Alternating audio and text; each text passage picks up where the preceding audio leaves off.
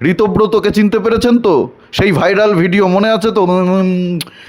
নমস্কার, আমি দিবাকর, আপনারা দেখছেন জাগরণ বাংলা। কেবলই খবর পেলাম ঋতব্রতকে তৃণমূল দল থেকে তাড়িয়ে দিয়েছে, সাসপেন্ড করে দিয়েছে। শুধু তাই নয়, তৃণমূল দলটা একেবারে তাসের ঘরের মতো ভেঙে যাবে। 50 জনের বেশি বিধায়ক তৃণমূল ছেড়ে নতুন দল তৈরি করার চেষ্টা করছে। বিজেপিতে তো আসার চেষ্টা করেছিল, বিজেপি তাদেরকে দলে নেবে না, পরিষ্কার জানিয়ে দিয়েছে তৃণমূলের কোনো আবর্জনার বিজেপিতে দরকার নেই। তাই তৃণমূলের যেসব বিধায়করা রয়েছেন, যারা মমতা বন্দ্যোপাধ্যায়ের উপরে ক্ষিপ্ত, যারা অভিষেক বন্দ্যোপাধ্যায়ের উপরে ক্ষিপ্ত, তারা এখন তৃণমূল ছেড়ে নতুন রাজনৈতিক দল তৈরি করার চেষ্টা করছে।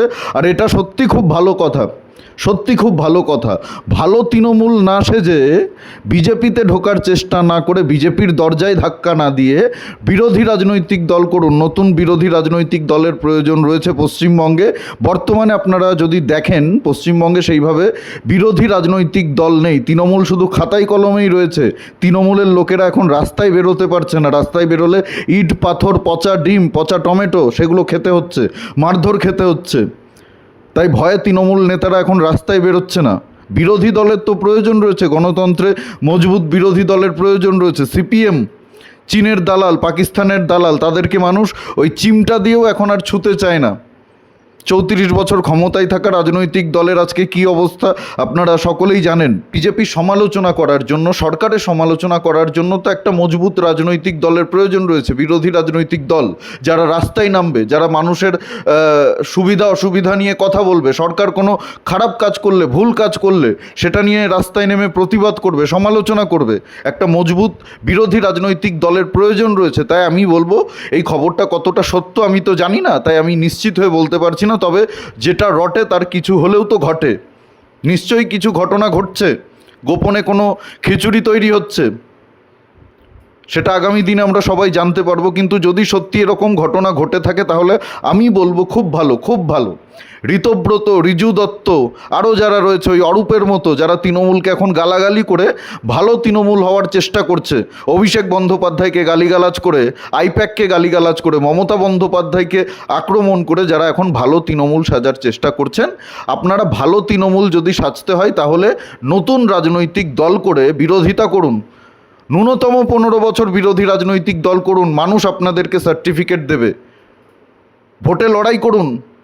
পঞ্চায়েত ভোট আসছে, পৌরসভা ভোট আসছে, সেই ভোটে লড়াই করে দেখুন। মানুষ যদি আপনাদেরকে সার্টিফিকেট দেয় আপনারা ভালো তৃণমূল, তাহলে আপনাদের রাজনৈতিক অস্তিত্ব থাকবে, আপনাদের রাজনৈতিক কেরিয়ার থাকবে। সবসময় কি শুধু ক্ষমতায় থাকা রাজনৈতিক দলের সঙ্গে চললে হবে? স্রোতে গা ভাসালে হবে? এই ঋতব্রত, এরা তো সিপিএমের প্রোডাক্ট, সিপিএম ম্যানুফ্যাকচার করেছে। ঋতব্রতকে চিনতে পেরেছেন তো? সেই ভাইরাল ভিডিও মনে আছে তো? সেই ভিডিও ভাইরাল হয়েছিল ঋতব্রতর। তৃণমূল তারপরে দলে নিয়েছিল, রাজ্যসভার সাংসদ হয়েছিল, এখন বিধায়ক হয়েছে তৃণমূলের টিকিটে। এরা তো সব সিপিএমের প্রোডাক্ট, ওই ঘরে লেলিন শেখানোর নেতা এরা। আজকে এই ঋতব্রতর মতো যারা নেতা রয়েছে, রিজু দত্তের মতো যারা নেতা রয়েছে, আমি বলবো আপনারা নতুন রাজনৈতিক দল তৈরি করার যদি সিদ্ধান্ত নিয়ে থাকেন, তাহলে খুব ভালো সিদ্ধান্ত, খুব ভালো সিদ্ধান্ত। আপনারা বিরোধী রাজনৈতিক দল করুন ন্যূনতম 15 বছর, দেখুন কেমন লাগে বিরোধী রাজনৈতিক দল করতে। সবসময় ক্ষমতার স্বাদ নেবেন, ক্ষমতায় থাকা রাজনৈতিক দলের সঙ্গে থাকবেন।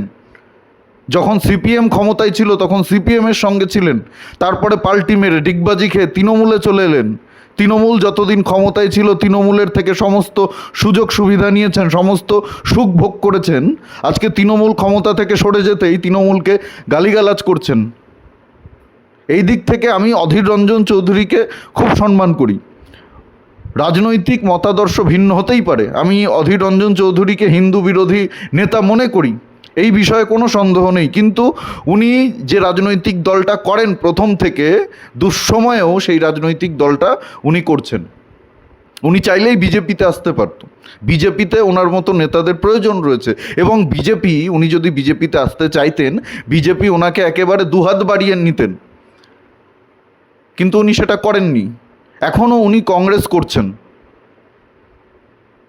এরকম নেতাদের প্রয়োজন রয়েছে পশ্চিমবঙ্গে। আপনারা নতুন রাজনৈতিক দল করুন, বিরোধিতা করুন, রাস্তায় নামুন। সরকারের সমালোচনা করুন। আরে আমরা তো চাই বাংলার সাধারণ নাগরিক হিসাবে, আমার রাজনৈতিক পরিচয় আপনি দূরে সরিয়ে রাখুন, একজন সাধারণ নাগরিক তো আমি বাংলার, একজন সাধারণ নাগরিক, একজন সাধারণ ভোটার হিসাবে আমি চাইবো পশ্চিমবঙ্গে একটা মজবুত বিরোধী রাজনৈতিক দল থাকুক, যারা সরকারের সমালোচনা করবে, রাস্তায় নামবে।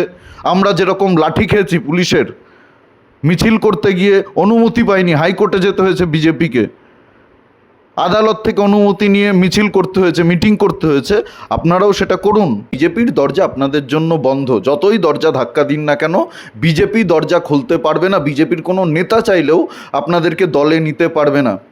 এটা বিজেপি দল। ক্ষমতায় আসার আগে বিজেপি একরকম ছিল, আর ক্ষমতায় আসার পরে বিজেপি আর এক রকম হয়ে যাবে। এই দল সম্পর্কে আপনাদের ধারণা নেই। ভাবছেন টাকা দিয়ে, কিছু নেতাদেরকে টাকা খাইয়ে, কোনোভাবে ম্যানেজ করে, নেতাদের পাশে বসে ছবি তুলে, সেলফি তুলে, নেতাদেরকে ফুলের তোড়া দিয়ে, গলায় উত্তরী পরিয়ে বিজেপিতে ঢুকতে পারবো, বিজেপির নেতা হতে পারবো। নেতার পেছন পেছন ঘুরে, বিজেপি বিধায়কদের পেছন পেছন ঘুরে, বিজেপি নেতাদের পেছন পেছন ঘুরে বিজেপিতে এন্ট্রি নেব, তাহলে আপনারা ভুল করছেন, মূর্খের স্বর্গে বাস করছেন। এইভাবে বিজেপিতে ঢুকতে পারবেন না, আমি বলছি। আর যদি এই চেষ্টা করেন, আমরা কিন্তু আপনাদেরকে ছেড়ে দেব না। যে বিজেপি নেতা আপনাদেরকে নেওয়ার চেষ্টা করবে তার বিরুদ্ধেও আমরা বলবো, তার জামা কাপড় আমরা খুলব, রাজনৈতিকভাবে জামা কাপড় খোলার কথা বলছি, আপনাদেরও খুলব। তাই বিরোধী রাজনৈতিক দল করুন, আমরাও দেখতে চাই বিরোধী রাজনৈতিক দলে আপনারা কিভাবে সারভাইভ করতে পারেন, আপনারা কিভাবে বিরোধিতা করতে পারেন, আপনাদের সেই ক্ষমতা আছে কি না সেটাও আমরা দেখতে চাই। বিরোধী রাজনৈতিক দল করা কিন্তু সোজা ব্যাপার নয়। বাড়ির লোক চিন্তায় থাকবে, আজকে মিছিলে গেছে, ফিরবে তো, আজকে মিটিংয়ে গেছে, বাড়ি ফিরবে তো, ভোটের রেজাল্টের দিন বাড়ি থেকে পালিয়ে থাকতে হবে, বাড়িতে যদি হামলা হয় সেই আতঙ্কে থাকতে হবে। কি হয় বিরোধী রাজনৈতিক দল করলে সেটা আপনারা একটু বুঝুন, সেটা উপভোগ করুন। বাংলার মানুষ দেখতে চায়। বিজেপিতে দরজা ধাক্কাধাক্কি না করে আমি বলবো, যদি এরকম কোনো সিদ্ধান্ত হয়ে থাকে ওই নতুন তৃণমূল গঠন করার বা তৃণমূল থেকে বেরিয়ে নতুন কোনো রাজনৈতিক দল গঠন করার, তাহলে সেটা সত্যি খুব ভালো সিদ্ধান্ত। দরকার রয়েছে পশ্চিমবঙ্গে। ওই যে বললাম, সিপিএমের পশ্চিমবঙ্গে কোনো অস্তিত্ব নেই, শুধু খাতায় কলমে রয়েছে। কিছু ওই লেলিন শেখানো ছেলেরা রাস্তায় নেমে, কিছু বুড়ো ভাম কচি ভামরা রাস্তায় নেমে সব অদ্ভুত কথাবার্তা বলে, অদ্ভুত দাবি তোলে, হিন্দু বিরোধী কথাবার্তা বলে, দেশ বিরোধী কথাবার্তা বলে, কিসের ভারত এই সমস্ত কথাবার্তা বলে, হিন্দুদেরকে গালিগালাজ করে।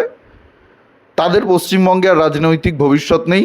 তৃণমূল তো এমনিতেই শেষ হয়ে গেছে, তৃণমূলের আর চিহ্ন থাকবে না। ইতিহাস থেকেও তৃণমূল হয়তো মুছে যেতে পারে, যে পশ্চিমবঙ্গে তৃণমূল বলে একটা রাজনৈতিক দল ক্ষমতায় ছিল, সে কোথায় গেল, এই নিয়ে গবেষণা হতে পারে। তাই গণতন্ত্রকে মজবুত করার জন্য নতুন রাজনৈতিক দলকে পশ্চিমবঙ্গে স্বাগতম, সুস্বাগতম। আপনারা বিরোধী রাজনৈতিক দল করুন, আপনারা রাস্তায় নামুন। আমি আপনাদেরকে সাধুবাদ জানাই, পশ্চিমবঙ্গের মানুষ আপনাদেরকে আশা করি সাধুবাদ জানাবে। এই বিষয়ে আপনাদের কি মতামত অবশ্যই কমেন্টে জানাতে ভুলবেন না। আর ভিডিওটি ভালো লাগলে প্রচুর পরিমাণে শেয়ার করুন। যদি আমার সঙ্গে সহমত হন অবশ্যই লাইক করুন। আর আমাদের চ্যানেলে নতুন হলে জাগরণ বাংলা ইউটিউব চ্যানেলটি সাবস্ক্রাইব করে পাশে থাকুন, পাশের বেল আইকনটি প্রেস করে দিন। সাবস্ক্রাইব করতে কোনো পয়সা লাগে না, আমাদের ভিডিওগুলো আপনাদের কাছে সবার আগে পৌঁছে যাবে। ভিডিও আপলোড করলেই সেই নোটিফিকেশান আপনাদের কাছে পৌঁছে যাবে, সবার আগে আপনারা ভিডিও দেখতে পারবেন। সেই কারণেই বলছি, সাবস্ক্রাইব যদি না করে থাকেন অবশ্যই চ্যানেলটি সাবস্ক্রাইব করে পাশে থাকুন, আমাদের সাথে থাকুন। আর সবাই খুব ভালো থাকুন, সুস্থ থাকুন, আশেপাশে সবার খেয়াল রাখুন। জয় হিন্দ, বন্দে মাতরম, ভারত মাতা কি জয়।